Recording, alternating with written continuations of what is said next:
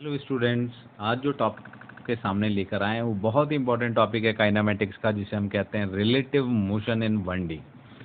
Relative motion बेटा एक बहुत ही इंपॉर्टेंट टॉपिक इसलिए भी है क्योंकि आप जनरल जो एनालाइजेशन करते हैं इस दुनिया में, आप कोई भी चीज़ मूव कर रहे हैं, कोई भी चीज़ आप पैरामीटर्स मेजर कर रहे हैं, मूविंग पैरामीटर्स हैं, वेलोसिटी, एक्सेलरेशन, व्हाटएवर, ये सभी रिलेटिव हैं। कोई भी चीज़ एब्सोल्यूट नहीं है। आप धरती पर खड़े होकर सूरज को देखते हैं तो सूरज आपको घूमता हुआ प्रतीत होता है क्योंकि आप धरती के रिस्पेक्ट में देख रहे हैं। आप चांद से धरती को देखेंगे तो धरती आपको घूमती हुई दिखाई देगी। यानी एवरीथिंग इज रिलेटिव। आप किस रेफरेंस प्लेन से देख रहे हैं उस पर डिपेंड करता है। इस टॉपिक में हम ये समझेंगे कि जो अपनी ट्रेडिशनल क्वेश्चंस होते हैं, train questions, truck car questions, chasing questions, उनको कैसे सॉल्व किया जाता है चुटकियों में बहुत इजीली। समझना शुरू करते हैं बेटा। सबसे पहले लेते हैं केस ट्रेन का। सो लेट एज्यूम कि भाई दो ट्रेन दे रखी हैं, जैसा कि आपको डायग्राम में दिखाई दे रहा है। ये हमने भी कई बार फील किया होगा बेटा कि अगर मान लिया हम एक क्लास में बैठे हुए हैं और विंडो सीट पर हैं, तो कोई दूसरी ट्रेन पास करती है।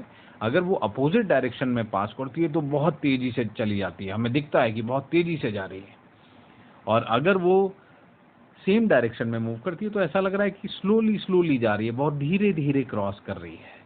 इसका कारण क्या है? इसका कारण है रिलेटिव मोशन, कि आप जिस रेफरेंस फ्रेम से देख रहे हैं उस रेफरेंस फ्रेम की जो वेलोसिटी है वो सामने वाली ट्रेन में या तो ऐड हो जाती है या वहां से सब्ट्रैक्ट हो जाती है। उसी के कारण से आपको जो सामने वाली ट्रेन है उसकी वेलोसिटी कई बार बहुत तेज लगती है तो कई बार धीरे लगती है। इसे थोड़ा सा समझने का प्रयास करते हैं बच्चों। मान लिया जाए जैसे कि यहाँ पर एक ट्रेन है ऊपर रेड कलर की। ये ट्रेन 100 किलोमीटर पर आवर की स्पीड से जा रही है। नीचे वाली ट्रेन है, मान लिया जाए ये 50 किलोमीटर पर आवर की स्पीड से जा रही है। ठीक है। ऊपर वाली ट्रेन का मैं एक नाम दे देता हूँ ए और नीचे वाली ट्रेन का एक नाम दे देता हूँ बी। मान लिया जाए कि अगर आप ए ट्रेन के ऊपर बैठे हैं, ये मैंने आपको बिठा दिया, देखें। तो ए ट्रेन के ऊपर अगर आप बैठे हैं और अगर आप बी ट्रेन को एनालाइज करेंगे तो आप जरा देखें ध्यान से कि होगा क्या। ऊपर आप जिस ट्रेन पर बैठे हैं उसकी स्पीड ज़्यादा तेज है, यानी वो बहुत तेज़ी से आगे की तरफ निकलेगी। तो बी ट्रेन की स्पीड कम है, तो बी ट्रेन की स्पीड कम है तो वो उसे चेज नहीं कर पाएगी और पीछे होना शुरू हो जाएगी। तो आपको क्या दिखाई देगा? आपको अगर दिखाई देगा तो आपको लगेगा कि जो ये बी ट्रेन है ये पीछे की तरफ जा रही है। अब पीछे की तरफ जा रही है पर किस स्पीड से, उसे निकालने के लिए एक बहुत सिंपल सा तरीका बता रहा हूं बच्चों। इसे ध्यान से सुन लीजिएगा और ये हर सवाल में आप रिलेटिव के 1D वाले क्वेश्चंस में लगाएंगे, इजीली सॉल्व हो जाएगा।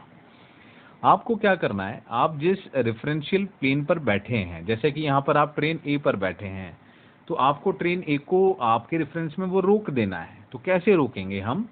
मैं इस पूरे सिस्टम को, ये जो आपको पूरा सिस्टम दिखाई दे रहा है, इस पूरे सिस्टम को, ये ए और बी को बनाकर जो सिस्टम बना, इस पूरे सिस्टम को मैं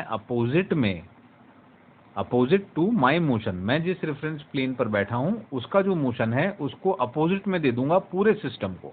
यानी मैं 100 किलोमीटर पर आवर की स्पीड पर बैठा हुआ हूं तो मैंने उस पूरे सिस्टम को 100 किलोमीटर पर आवर की स्पीड अपोजिट में दे दी। इससे हुआ क्या? इससे ये हुआ कि ये स्पीड, जितने भी अंदर कॉन्स्टिट्यूएंट पार्टिकल्स हैं, जैसे यहाँ पर दो ट्रेन्स हैं, ये दोनों ट्रेन्स को अपोजिट डायरेक्शन में 100 की स्पीड मिल गई, ए को भी और बी को भी। तो ए की आगे भी 100, पीछे भी 100, तो ए तो गया रुक। पर बी का क्या हाल हुआ? बी का हुआ ये हाल कि बी की फाइनल स्पीड, चूंकि उसकी आगे जो स्पीड है वो 50 है और पीछे 100 है, तो इसकी पीछे नेट स्पीड आ गई 50 किलोमीटर पर आवर। और ये जो स्पीड आई बच्चों, ये स्पीड ए के रिस्पेक्ट में है। किसके रिस्पेक्ट में? ए के रिस्पेक्ट में। तो इस तरीके से हम रिलेटिव स्पीड्स निकाल देते हैं। वापस से एक बार बोलता हूं, आप जिस रेफरेंस प्लेन पर बैठे हैं उस रेफरेंस प्लेन की स्पीड को अपोजिट में पूरे सिस्टम को दे दीजिए। तो आप अगर उस पूरे सिस्टम को अपोजिट में वो स्पीड दे देंगे तो आपका जो सिस्टम है जिस पर आप हैं, जहां से आप एनालाइज कर रहे हैं, वो सिस्टम रुक जाएगा। जैसे यहाँ पर ट्रेन ए रुक गई और दूसरी ट्रेन की स्पीड आपके सामने, आपके रिलेटिव जो है वो आ गई। आ रही है बच्चों बात समझ में? चलो अब इसे एक और केस, जो इस तरीके के जो सवाल बनते हैं, दूसरे तरीके का केस कौन सा, कार और ट्रक वाले क्वेश्चन, चेजिंग क्वेश्चन जो होते हैं, अब उन्हें समझने की प्रयास करेंगे कि उन्हें कैसा किया जाता है। ध्यान से देखिए, जैसे कि आप देख पा रहे हैं कि भाई एक ट्रक है और एक कार है, आपको दिख रहा है। मैं जैसा कि कहता हूं कि भाई ये जो ट्रक है, मान लिया जाए कि ये ट्रक आगे 100 किलोमीटर प्रति घंटे की रफ्तार से पर आर की स्पीड से जा रहा है, और मान लिया जाए कि ये जो कार है ये 120 किलोमीटर पर आर की स्पीड से जा रही है, और इन दोनों के बीच में जो डिस्टेंस है वो डिस्टेंस है 50 किलोमीटर्स का। सिंपल सा क्वेश्चन आपसे सवाल पूछता है कि ये कार कितनी देर में इस ट्रक को चेस कर लेगी। बहुत इजी क्वेश्चन है, इसे आप बच्चे नॉर्मली भी कर सकते हैं कि मान लिया जाए कि टी टाइम में कर लिया, दोनों को टी टाइम लगा और उसकी इक्वेशंस बनाकर सॉल्व कर ली जाती हैं, पर वो थोड़ा सा लेंदी हो जाता है। मैं जो रिलेटिव वाला तरीका आपको बता रहा हूँ उससे 2 मिनट भी नहीं लगेंगी, 2 स्टेप्स भी नहीं लगेंगी और फटाफट सवाल सॉल्व हो जाएगा। कैसे? ध्यान से देखिए, हम एक काम करते हैं, हम ट्रक के ऊपर जाकर बैठ जाते हैं। ये देखिए, हम ट्रक के ऊपर बैठ गए। ट्रक के ऊपर बैठने का मतलब क्या है? ट्रक के ऊपर बैठने का मतलब है कि मैं ट्रक को रोक दूंगा और ट्रक के ऊपर से कार को एनालाइज करूंगा। ट्रक को रोक देने का मतलब क्या हुआ? ट्रक को रोक देने का मतलब हुआ कि ट्रक जो 100 किलोमीटर पर आवर से जा रहा है, इतनी स्पीड पूरे सिस्टम को अपोजिट में दे दी जाए, ट्रक को भी अपोजिट में 100 दे दी जाए और कार को भी अपोजिट में 100 दे दी जाए। तो चूंकि ट्रक की आगे भी 100 है, पीछे भी 100 है, तो ट्रक तो गया रुक। और कार की क्या स्थिति हुई? कार की आगे है 120, पीछे है 100, तो अल्टीमेटली जो कार की स्पीड आगे की तरफ गई वो हुई 20 किलोमीटर पर आवर। नेट इतनी ही आई।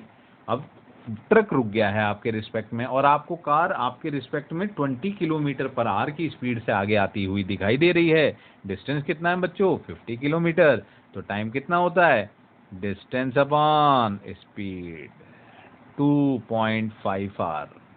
2.5 घंटे में ये कार ट्रक को चेज कर लेगी बच्चों। ध्यान से देखो, बिल्कुल इजी तरीका, कुछ भी नहीं किया हमने, रिलेटिव देखा और टाइम को सीधा सीधा डिस्टेंस अपॉन स्पीड कर दिया, आपका समय आ गया। बहुत इजी तरीका। इस तरीके से कोई भी क्वेश्चन हो, आप किसी एक डिजायर्ड रेफरेंशियल फ्रेम पर बैठ जाइए, उसे रोक दीजिए और दूसरे के रिस्पेक्ट में देखिए, आप चुटकियों में सवाल को सॉल्व कर देंगे। कोई भी डाउट, कोई भी परेशानी होती है बच्चों, कमेंट सेक्शन में लिखिए, आपका डाउट सॉल्व किए जाएंगे। ठीक है? थैंक यू बच्चों।